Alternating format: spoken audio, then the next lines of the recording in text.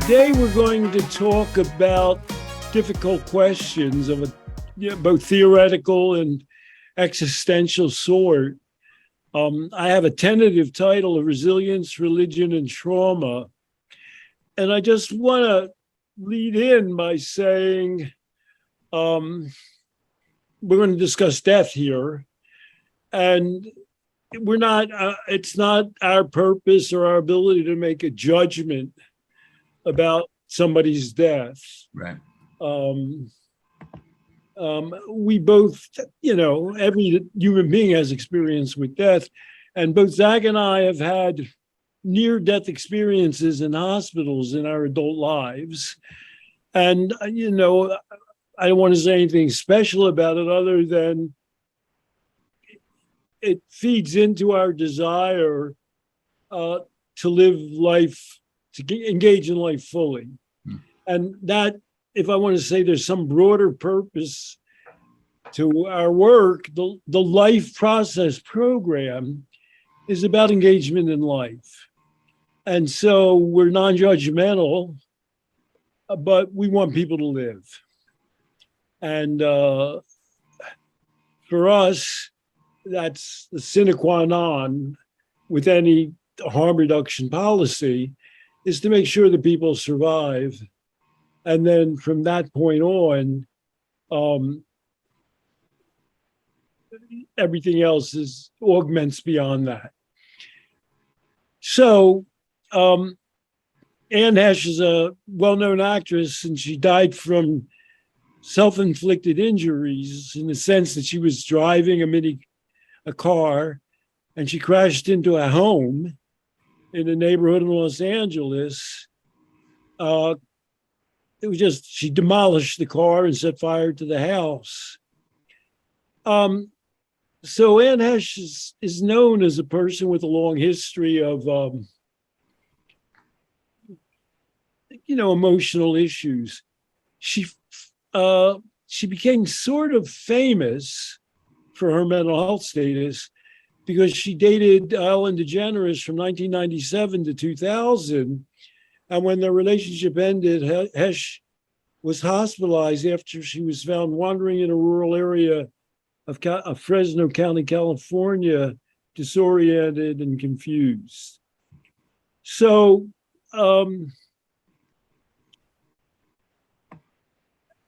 that was a profound experience for Heche. They were the first, I think, celebrity lesbian couple, and it occurred in the last century when that wasn't a thing. And Heche had been a budding star. She was a loner in a slasher thriller sleeper hit, I Know What You Did Last Summer. And then she was a presidential advisor opposite Robert De Niro and Dustin Hoffman in Wag the Dog. And then she became a star in the 1998 romantic adventure 6 Days, 7 Nights, where she starred opposite Harrison Ford. And she had been cast in the film one day before her relationship with Ellen DeGeneres went public. And she felt that her relationship with DeGeneres destroyed her prospects for being a leading woman from then on. Her idea was, which we would all agree with, how could that destroy my career? I still can't wrap my head around it. So after she broke up with DeGeneres, she was found wandering in a neighborhood. And that led to her describing her struggles with mental health. She wrote a memoir in 2001 named Call Me Crazy. She was in an itinerant, she grew up in an itinerant family that moved 11 times during her childhood, and they settled in New Jersey when Heche was 12 years old. So due to the family's strained finances, her father didn't really work, and Heche went to work at a dinner theater. At the time, we'd been kicked out of our house, and my family was holed up living in a bedroom in the home of a family from our church. And her family was religious, although we'll talk about what that really meant. She made $100 a week which is more than anybody else in her family. She was just a teenager. And we pulled our money in an envelope in the drawer and saved up enough to move out after a year. So I don't know, when you hear a story like this, Zach, how do you react in terms of a variable like resilience when you hear her story so far growing up? She didn't have a choice about moving a million times. She didn't. I don't know if you mentioned that one of her moves was to an Amish community, or if you're going to get to that part. She didn't have a choice about the community she lived in. She didn't have a choice about her circumstances, but she kind of made it work. And it sounds like she was set on achievement, even at a young age. On the other hand, she was a successful Hollywood. That's a tough line of work. Yeah. And you could look at her background and say, well, she was a teenager and she was supporting her family. That's not a good situation, but she survived doing that. Right. When she was 13, her 45-year-old father died of AIDS.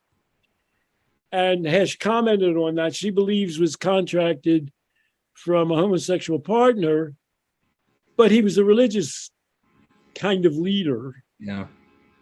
And this is a quote, "He was a complete denial until the day he died. We know he got it from gay relationships. I don't think it was just one. He was a promiscuous man." And then here comes the hard part. Heche said that he repeatedly raped her from the time she was an infant until she was 12. So that falls outside the realm, You wouldn't say to a person in that situation, "Oh, just be resilient." I mean, that's an incredible circumstance. And yet, she died at the age of 53. Yeah. So she had survived it. This is a quote. "My belief was that my father was gay and he had to cover that up. I think he was sexually abusive because he couldn't be who he was." Mm. And that came out of him ways that it did. So in a 1990 interview, she reflected that her father being closeted ultimately, quote, "destroyed his happiness in our family," quote, "but it did teach me to tell the truth. Nothing else is worth anything." So remember, she wrote a memoir 20 years ago called "Call Me Crazy." And she was 31. So after that, after her episode with DeGeneres, she had a son with a man named one man to whom she was married from 2001 to 2008. She had another relationship with actor James Tupper, her co-star in the TV series Men in Trees. And it so happens in May 2019, Anne Heche and James Tupper sold their luxurious Hollywood home for $3.59 million. And while this was all going on, she wasn't maybe the superstar she might have become, but she worked consistently in smaller films on Broadway and on TV shows for those 2 decades.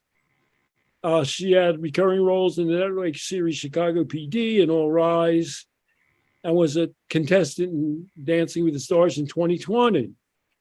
And she also hosted a podcast with the public relations guru, Heather Duffy, called Better Together, in which they celebrate friendship, and we believe that we can create more joy in the world by sharing our stories, stumbles, and triumphs. So going back, when her book came out, she told Barbara Walters, "I'm not crazy, but I've lived a crazy life." It took 31 years, that's when she wrote the book, to get the crazy out of me. So, Zach, this is a tough story for many reasons. I'm going to throw you a curveball. When I ask you these questions, it's so maybe I'll think about an answer while you're giving an answer. But then on the other hand, I sort of think of you as our human being expert, that you can really peel into people's minds. So for the last 20 years, she had written a book. She'd regained her mental health. She had had 2 significant relationships. She had had 2 children. She had a career. She did a podcast where she reflected mindfully on her life. how would you answer the Gabor Mate accusation? Well, nobody ever gets over those experiences from childhood. So what if she looked like she was normal for 20 years and developing a full life? That was all a fraud. How do you respond to that claim? I'll try to take my previous ideas about Gabor and his work out of it. Just take the claim on its face. Well, in her case, it looked like whatever she did, she made sure that people understood her in her totality, and that was a saving grace for her. I don't think it was that she needed to deeply understand what her father was up to or why he was up to it, although it seemed like she got rather close, or why she had to be a victim of those things, or even consider herself a victim overall. I think the thing that got her through being a successful person and a family person was being able to be honest. She did mention that those experiences always reminded her that she should tell the truth, and that she could be honest in a way that people understood her. In other words, she said, I mean, it was the title of her book, or she's through line of her book, that she's not crazy. You might think somebody with that kind of an upbringing would necessarily become crazy or mentally unstable or mentally ill. She wanted to explain that she's not. She had extreme circumstances happen to her, but this is me, and I hope that you can understand me. I think that developing a family and support people around her and a career fed into that people understanding. That's what people seek. That's maybe what someone like Gabor means when he says people can't get over their trauma. It's a tough one. I mean, how do you even share that experience? I would wager that most people probably don't, or some people don't.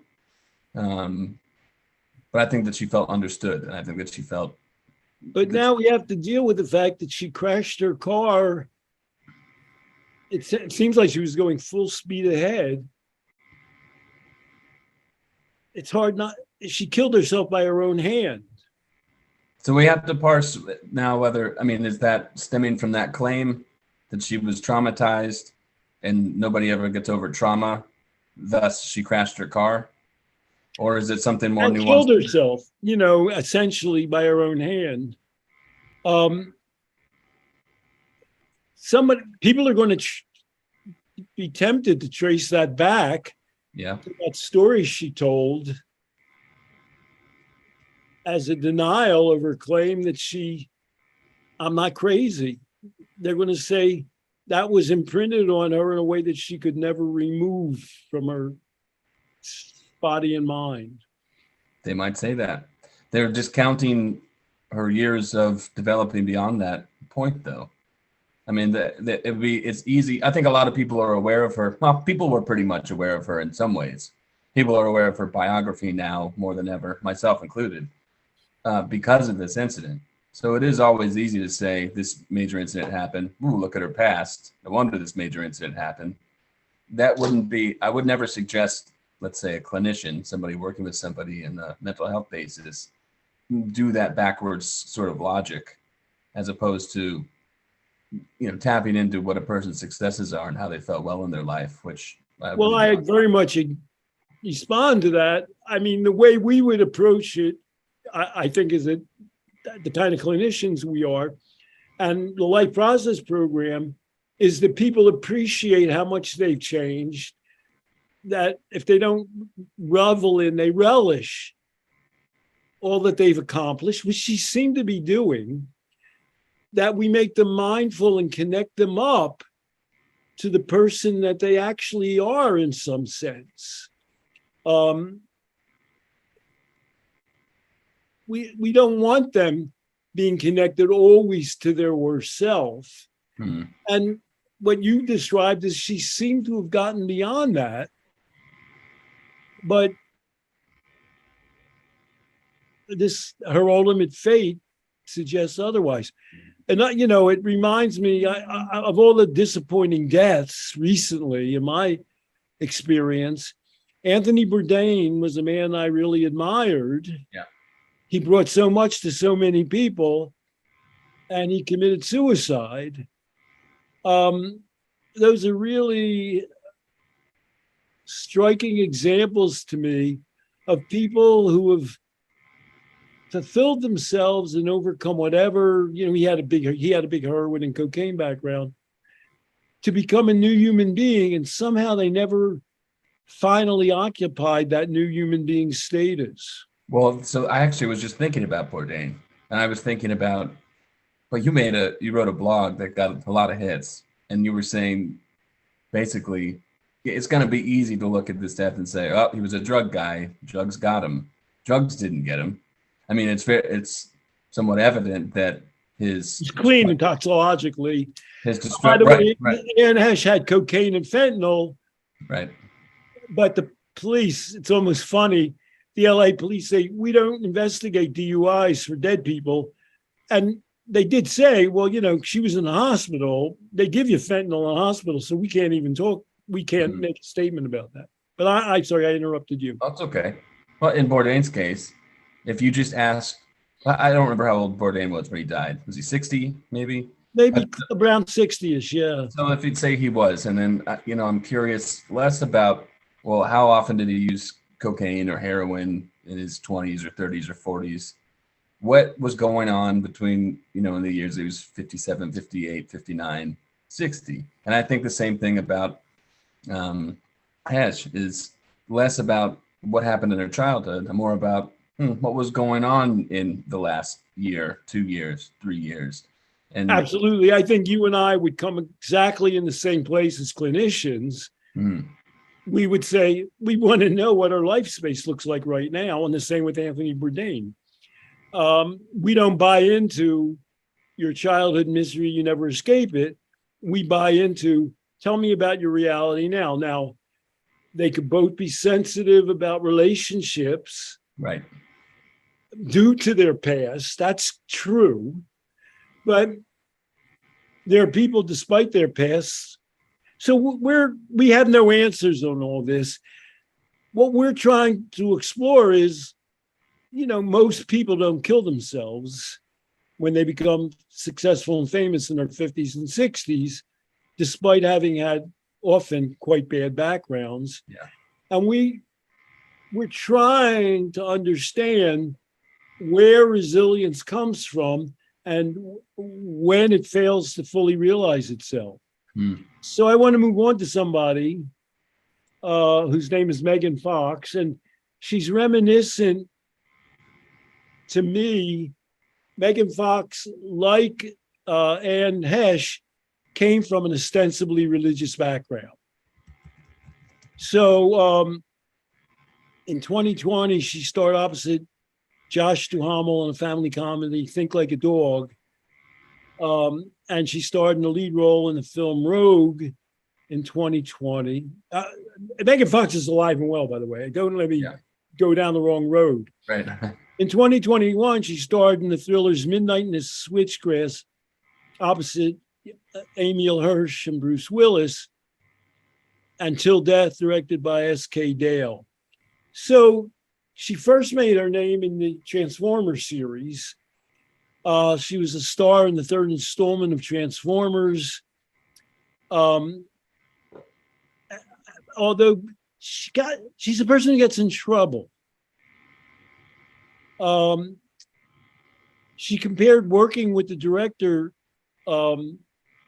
Bay to working for Hitler, and that he fired Fox on orders of Steven Spielberg. So she comes from a religious background. We'll talk about that. She's extremely good looking, and people think of her in a sexual way, but that's not who she claims she is. And at the same time, she makes these, it's almost like she's going out of her way to cause herself trouble. So she makes outlandish comments, and her level of fame versus being a typical starlet who said all the right things. She has tattoos, which she began getting at the age of 19. She helped popularize tattoo fashion. She has a picture of Marilyn Monroe's face on her right forearm. You know, Marilyn Monroe is a tough role model. And author John Turanian argued that Fox's Monroe tattoo enhanced her implicit claims to Monroe's legacy as Hollywood's leading sex symbol. So Megan Fox is a puzzle wrapped in an enigma. She's extremely attractive. She's very successful. And she sometimes steps really far out of bounds, almost as though she wants to punish herself. So Chris Lee of the Los Angeles Times called Fox a sex symbol of the highest order and the first bona fide sex symbol of the 21st century. Wow. Transformers broke Fox into the mainstream, turning her into a household name and an international sex symbol. She's been featured on various magazine covers as the hottest and most beautiful woman lists throughout the years. Scholar Mark DiPolo stated that Fox achieved instant fame as Michaela in Transformers because of, quote, a highly sexualized, erotically idealized figure draped over a car or motorcycle invariably evokes lust in the heterosexual male onlooker. Huh. But Fox describes herself as being totally straight. She began dating actor Brian Greene in 2004, meeting him on the set of Hope and Faith, which sounds already religious. She was 18 years old. He was 30. And according to her, she started the relationship. I had to convince him I was slightly more responsible and well-spoken and other things to bring to the table besides being 18. They became engaged in 2006. In February 9, they ended the engagement, but reported they got engaged again in 2010. They maintained, and then she said, well, they'd really been engaged since 2006. It sounds like a long, complicated relationship. And that's not surprising if you form a relationship when you're 18 with a 30-year-old man. Then they got married in 2010 in a private ceremony. And then in 2015, she filed for divorce. But then they were back together again and expecting their third child. And then she filed to dismiss the divorce. They have 3 sons. And she's also a stepmother to Green's son from her previous marriage. And then in May 20, she announced that she and Fox had separated after 10 years of marriage. And they filed for divorce. And the divorce was finalized in 2021. In June 2020, she and singer Machine Gun Kelly went public about the relationship several weeks after the release of Machine Gun Kelly's song, Bloody Valentine, whose music video features Fox. So it's just hard to get a picture of who this person is. She stated that in school she was bullied and had to lead lunch in the bathroom. She said the problem was not her looks, but she always has gotten along better with boys. And that rubbed people the wrong way. And with regard to relationships and her sexuality, Fox said that she has a general distrust, but she says she has a general distrust and dislike of men, and that the perception of her as a wild and crazy sex bot is false because she is asocial and has only been sexually intimate with her childhood sweetheart and Brian Austin Green. On top of all of this, a girl would come up to me and say, I'd like to be like you. You had a lot to do with me identifying, understanding that I was gay or understanding that I was bisexual, because she's one of the first stars who came out and said she preferred both men and women, which already, if she's married, that suggests she's more sexually adventurous than she's letting on. Yeah, well put. Yeah, yep. And then she came from a religious family, and she said that her Christian faith is still very important to her, and she believes it keeps her grounded because she's asocial and has only been sexually intimate with Green. And she emphasizes she cannot have sex with someone she does not love. she's bisexual. I have to question in my mind about being bisexual, but I'm also a hypocrite. I would never date a girl who was bisexual because that means they also slept with men. And men are so dirty that I'd never want to sleep with a girl who had slept with a man. And just to add on to this puzzling human being from a religious background, claims she's still religious, who's bisexual, but wouldn't sleep with a bisexual because men are disgusting and she has slept with men, who's faithful to her husband, but on top of all of this, Shia LaBeouf announced that Megan Fox cheated on her fiance when she was engaged to her husband while they were filming Transformers. With LaBeouf. Shia LaBeouf and Megan Fox were having an affair, and much to her dismay. Can you get where Megan Fox is coming from and how that coalesces into a person who comes from a religious background, who solidifies an identity and can live it out? Can you come up with a picture that from all of this?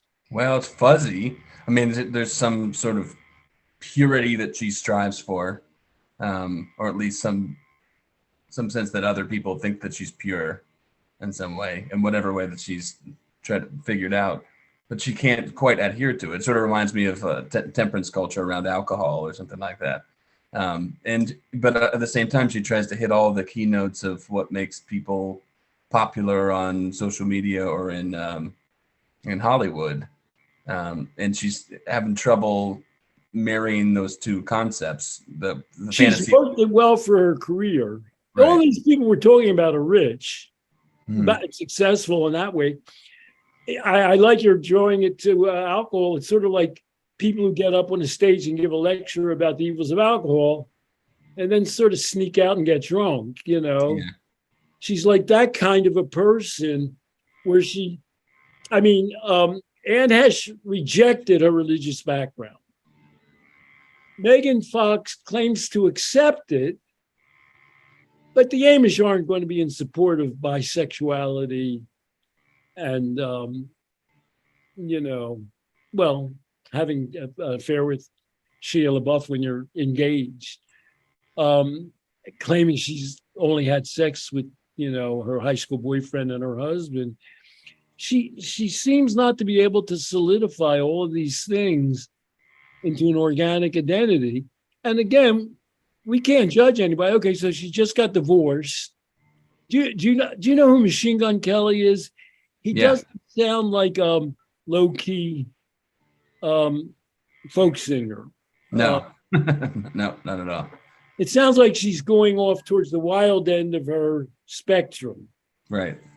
He's well known. He's well appreciated, and I think people in that Hollywood scene or that milieu think he's a good guy. And then his art, on the other hand, is edgy and whatever. But it's sure, it sounds like she's kind of going off on the wild end. It mentioned somewhere that she self-disclosed that she has some OCD that she's working with. And I can imagine the kind of person who thinks about her situation as, wow, she gives to these really specific rules.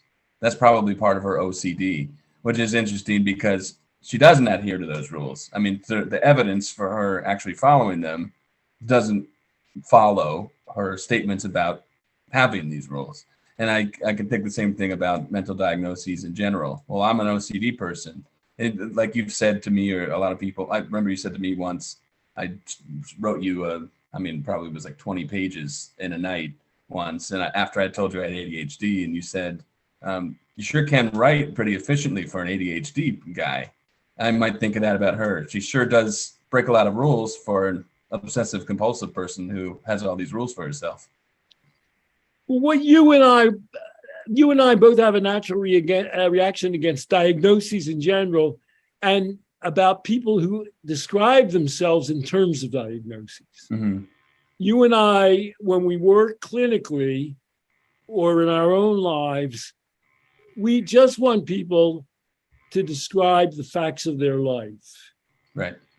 We don't want them to apply diagnoses to themselves, and we don't apply diagnoses to them. We just say, well, tell me what it is you're like. And, you're sort of allowed to be however you want. I mean, if you want to be a religious bisexual person, they can't arrest you for that. And people, they seem to be defining themselves externally, Anne Heche and Megan Fox, as opposed to just living organically and feeling their own connection to life. Right. My old friend, Alta Ann, once in a while I would say, well, how were you acting in that situation? And she would just look at me and say, I was acting like myself.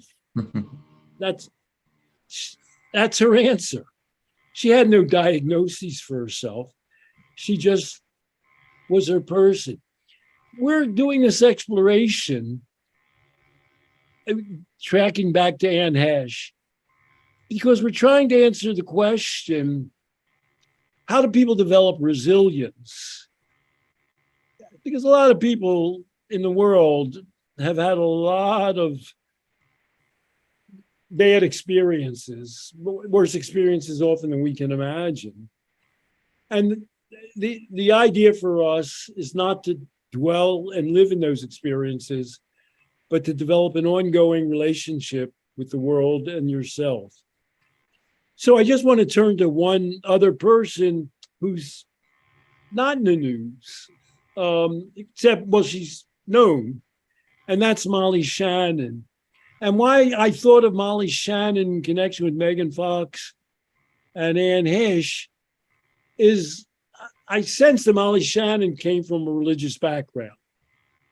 And the reason I believe that is her big first star rap was being on Saturday Night Live, where she played this sort of crazed, innocent Catholic schoolgirl who would sort of go wild and end up twitching her legs in the air, exposing her underwear. And it just sounds like it's almost like a comedy graphic representation Right. of somebody that was brought up just what we were discussing in a rigid background who sort of rejects it, but she can't reject it. And so she comes across as this innocent. And I say that because you don't know a lot about Molly Shannon. She just hasn't gotten in trouble. And she married artist Fritz Chestnut, who I know nothing about, in 2004. And she has 2 children. So she's like a regular, normal person. I know this about her background. She attended St. Dominic's School in Shaker Heights for grade school. And then she went to NYU, where she studied drama and graduated from NYU's Tisch School of the Arts. So she's an example of somebody who might have come from a kind of a Catholic school background, but by the time you get to New York and NYU and the Tisch School, you're aware that there's a larger world out there. And she created a personality, on-screen personality out of that. And she sells that personality in a way Megan Fox does too, except Molly Shannon doesn't seem to get her in trouble. I mean, she starred in White Lotus as the mother of a complete. She does this entitlement thing, like she's out of touch, and she's the mother of a rich kid who's married this girl, but he wants the girl to change in White Lotus. And she's the kind of mother who can't see any problem with her son. And now she's become Lending Tree's new spokesperson. There's a housing downturn.